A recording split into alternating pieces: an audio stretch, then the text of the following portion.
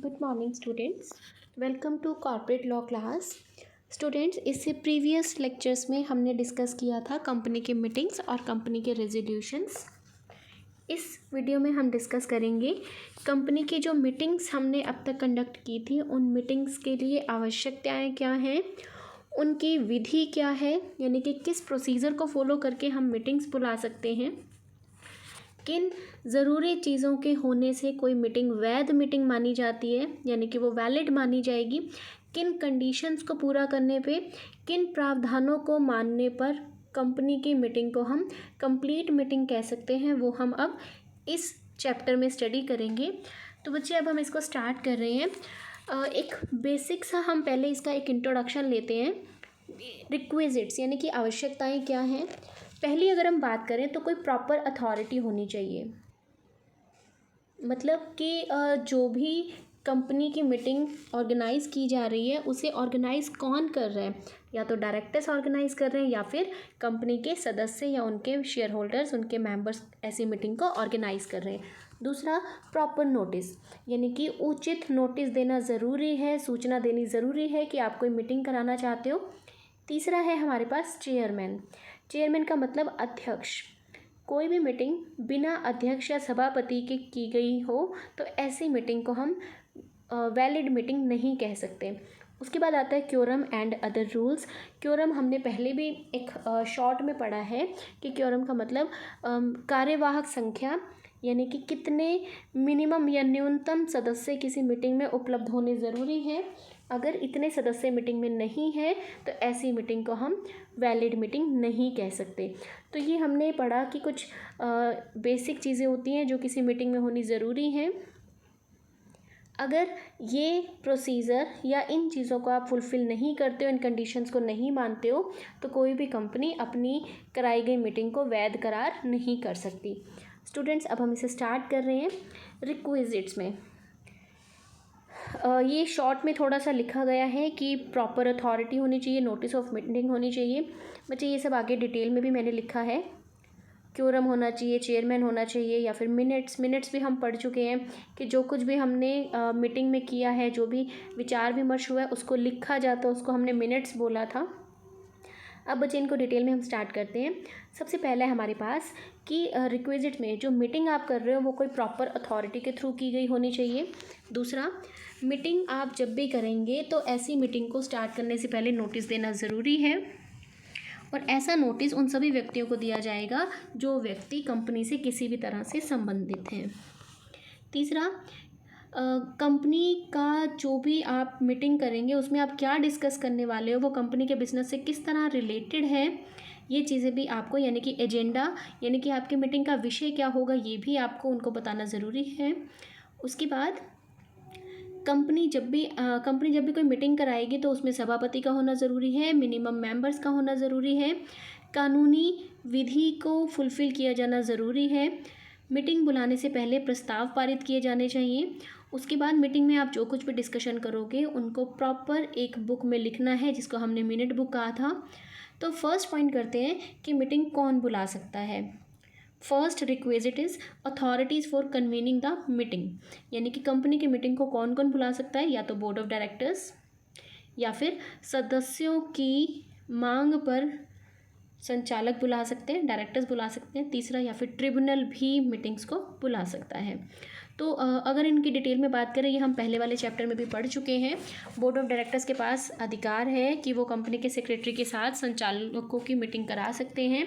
Company के सदस्यों के पास अधिकार है कि वो किसी भी विषय में अगर बातचीत करना चाहते हैं तो वो संचालकों से या डायरेक्टर से रिक्वेस्ट करके कंपनी की मीटिंग्स के लिए कॉल कर सकते हैं। Third is tribunal.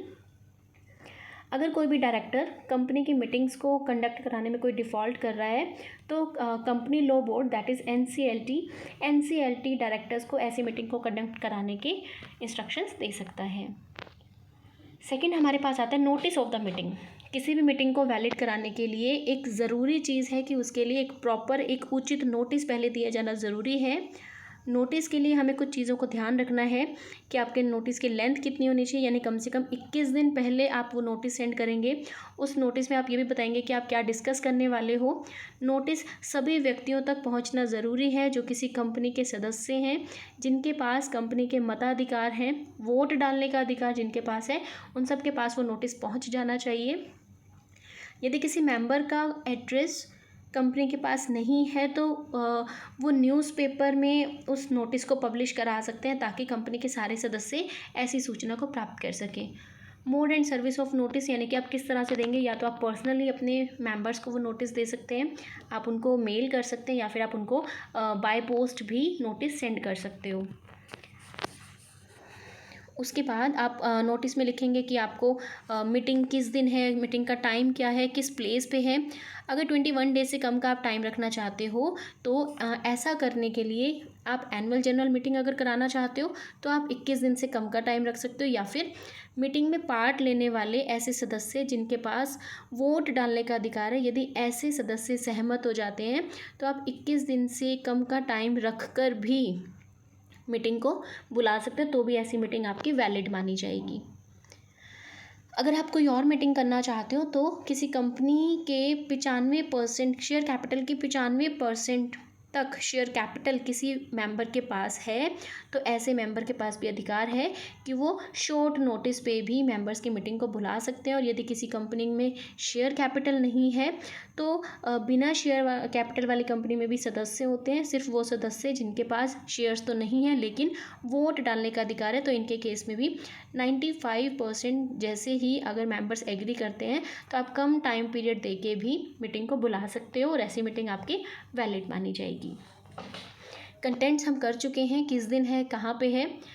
उसके बाद आपने क्या क्या डिस्कस करना है अपनी मीटिंग में वो चीज़ें लिखते हैं, यानी कंपनी जो मीटिंग कर रही है उसका एजेंडा क्या होगा, जनरल बिजनेस या स्पेशल बिजनेस। ये सब हम इससे पहले वाले लेक्चर में स्टडी कर चुके हैं कि जनरल बिजनेस में क्या आएगा और आपके स्पेशल बिजनेस में क्या आएगा। उसके बाद third is person entitle to notice. किन व्यक्तियों को नोटिस दिया जाना चाहिए, सभी मेंबर्स को। अगर किसी मेंबर की डेथ हो जाती है, कोई इंसॉल्वेंट हो जाता है तो उससे रिलेटेड पर्सन को, यानी कि उसके लीगल रिप्रेजेंटेटिव को। अगर डेथ हो जाती है तो उसके लीगल रिप्रेजेंटेटिव को, अगर कोई इंसॉल्वेंट है तो उसके लिक्विडेटर के पास ऐसे नोटिस को भेजा जाना ज़रूरी है। कंपनी के सभी ऑडिटर्स के पास यानी अंकेक्षकों के पास भी नोटिस को दिया जाना ज़रूरी है। उसके बाद अगर पब्लिक ट्रस्टी हैं किसी कंपनी के तो उनके पास भी नोटिस देना ज़रूरी है। कोई भी कंपनी नोटिस कैसे सेंड करेगी, पर्सनली कर सकती है या फिर पोस्ट से सेंड कर सकती है। जो भी एड्रेस मेंबर ने कंपनी में रजिस्टर कराया है उस एड्रेस पे कंपनी नोटिस ऑफ मीटिंग को सेंड कर सकती है। उसके बाद है एजेंडा। एजेंडा का मतलब आपने क्या काम करना है, यानी कि what things are to be done. तो एजेंडा का मतलब कंपनी की मीटिंग में आप जो कुछ भी डिस्कस करने वाले हो उसका एक स्टेटमेंट जब लिखा जाता है, एक विवरण लिखा जाता है तो उसे हम एजेंडा कहते हैं। एजेंडा के लिए एक टाइम टेबल सेट किया जाता है कि कंपनी में आप जो भी काम करने वाले हैं मीटिंग में उनका एक सीक्वेंस सेट किया जाता है कि मीटिंग स्टार्ट होने से लेके एंड होने तक आपको कौन सी चीज़ें डिस्कस करनी है, किस तरह से डिस्कस करनी है, वो सब आप एजेंडा में उनका क्रोनोलॉजिकल ऑर्डर यानी उनका सीक्वेंस सेट करते हो। ऐसा सीक्वेंस सिर्फ चेयरमैन ही चेंज कर सकता है कि आपको किन चीज़ों को पहले डिस्कस करना है और किन्हें बाद में करना है, लेकिन ऐसा तभी किया जा सकता है जब कंपनी के सदस्य इसके लिए अपनी सहमति देते हों। जब भी कोई कंपनी नोटिस प्रिपेयर करेगी, यानी कि मीटिंग का नोटिस जब भी तैयार किया जाएगा तो उस नोटिस में हमने ये भी लिखना है कि कंपनी किस विषय से संबंधित ये मीटिंग कर रही है, यानी कि एजेंडा क्या है, मीटिंग जब बुलाई जा रही है तो उसमें आप क्या डिस्कस करोगे। इसके लिए शेयर होल्डर्स या अदर पर्सन्स इन सबको नोटिस के साथ साथ वो एजेंडा यानी मीटिंग का विषय भी पता चलना ज़रूरी है। कंपनी एजेंडा में क्या डिस्कस करेगी, वही दो तरह की चीज़ें डिस्कस कर सकती है, कंपनी का सिंपल बिजनेस या फिर कंपनी का स्पेशल, यानी कि आपको डायरेक्टर्स में कोई चेंज करना है, रेम्यूनरेशन चेंज करना है। नेक्स्ट टर्म हमारे पास आती है क्योरम। क्योरम यानी कि कार्यवाहक संख्या। इसका मतलब किसी मीटिंग में पर्सनली कितने मेंबर्स का प्रेजेंट होना ज़रूरी है, यानी कि कितने मेंबर्स उपस्थित हैं, और वो मिनिमम जो एक कंपनी के आर्टिकल्स में लिखा गया है, मिनिमम जब तक उतने मेंबर्स नहीं होते तो आप उस मीटिंग को वैलिड नहीं कह सकते। तो यहाँ पे क्योरम का मतलब हमने पढ़ा कि कितने न्यूनतम कार्यवाहक सदस्य किसी कंपनी की मीटिंग में व्यक्तिगत रूप से उपस्थित होने चाहिए, उसको हम क्योरम कहते हैं। क्योरम की जब हम बात करेंगे तो उसमें हमने उन व्यक्तियों को काउंट करना है जो कि पर्सनली वहाँ पे प्रेजेंट हैं। अगर किसी सदस्य ने अपनी जगह किसी दूसरे व्यक्ति को मीटिंग में भेजा है तो उसे हम प्रॉक्सी कहते हैं, और प्रॉक्सी को हम क्योरम में इंक्लूड नहीं कर सकते। अगर किसी मीटिंग में मिनिमम नंबर ऑफ मेंबर्स नहीं है तो ऐसी मीटिंग आपकी इनवैलिड मानी जाएगी।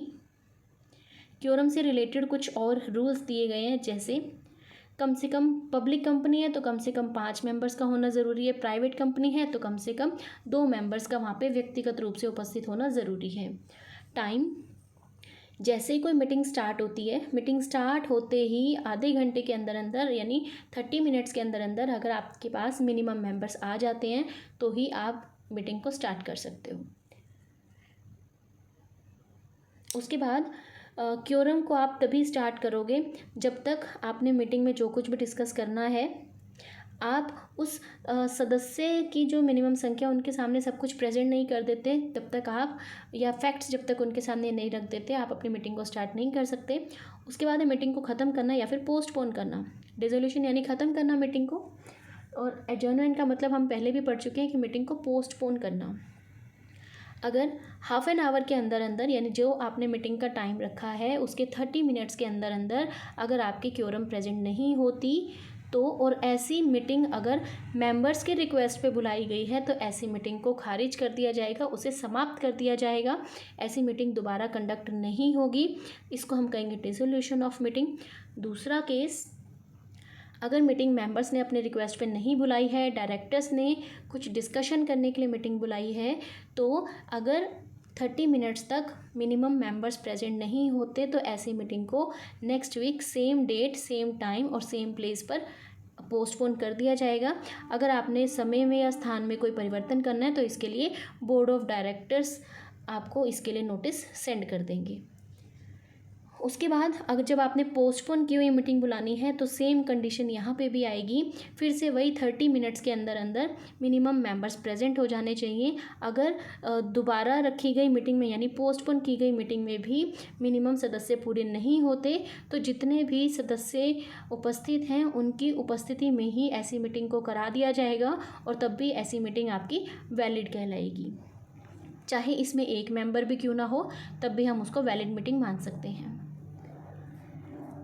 उसके बाद हमारे पास आता है चेयरमैन। चेयरमैन यानी सभापति या अध्यक्ष।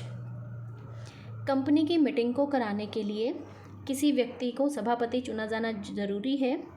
ये वो पर्सन है जो कि कंपनी की मीटिंग्स को, जो भी मीटिंग्स में हम डिस्कस करेंगे उनको कंट्रोल करता है, उसके लिए दिशा निर्देश देता है। व्यवस्थित और सुचारू रूप से किसी मीटिंग को चलाने के लिए मीटिंग में डिस्कस किए जाने वाले एजेंडास को अच्छी तरह से अचीव करने के लिए आपको सभापति को अपॉइंट करना ज़रूरी है। कैसे अपॉइंट करेंगे?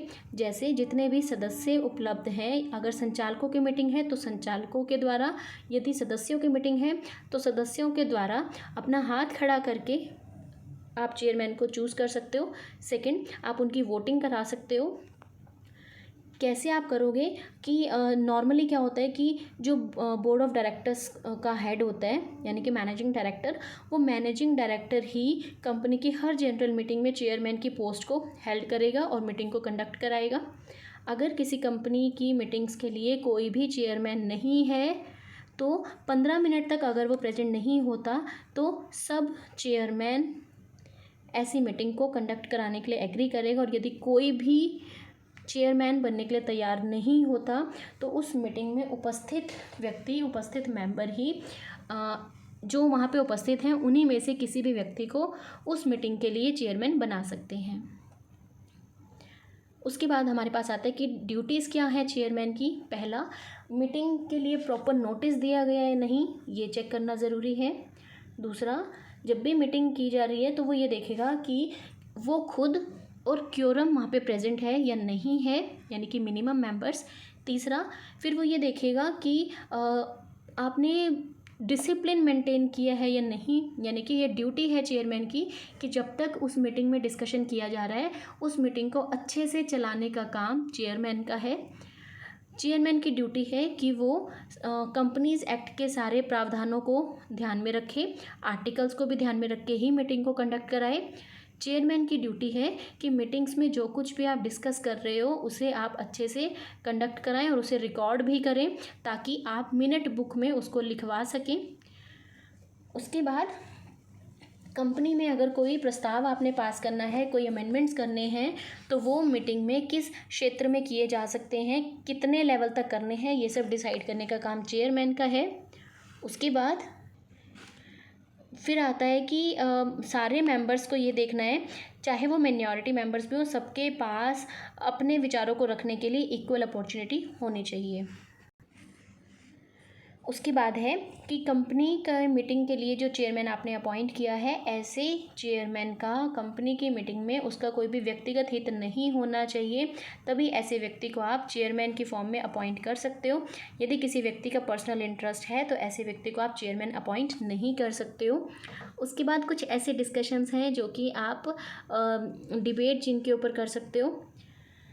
फर्स्ट, आपने कोई अमेंडमेंट करना है, ऑर्डर चेंज करना है, कोई प्रस्ताव रखना है, कोई पिछले क्वेश्चंस उठाने हैं, आपके बिजनेस क्या होगा, पोस्टपोन कैसे करनी है, ये कुछ ऐसी चीज़ें होती हैं जो आपकी मीटिंग्स को बीच में डिस्टर्ब कर सकती है, जिसके लिए डिसीजन मीटिंग में ही लिया जाएगा। तो स्टूडेंट्स, ये सब डिसाइड करना चेयरमैन का काम है। चेयरमैन इसीलिए अपॉइंट किया जाता है ताकि वो निष्पक्ष भाव से कंपनी की मीटिंग्स के रिगार्डिंग सारे प्रोविज़न्स को, सारे प्रावधानों को फॉलो करे और जितने भी एक्ट में दिए गए नियम हैं उन सब नियमों का वो अच्छे से पालन करे। इसीलिए हम कंपनीज़ की मीटिंग के लिए किसी चेयरमैन को अपॉइंट करते हैं। तो यहाँ स्टूडेंट्स मैंने शॉर्ट में लिखा है इनको, आगे हमने डिटेल हम इनकी कर चुके हैं। स्टूडेंट्स, आप इस वीडियो को देखिए, इसे समझिए और आपको कोई डाउट है तो आप मुझसे पूछ सकते हो। Thank you so much.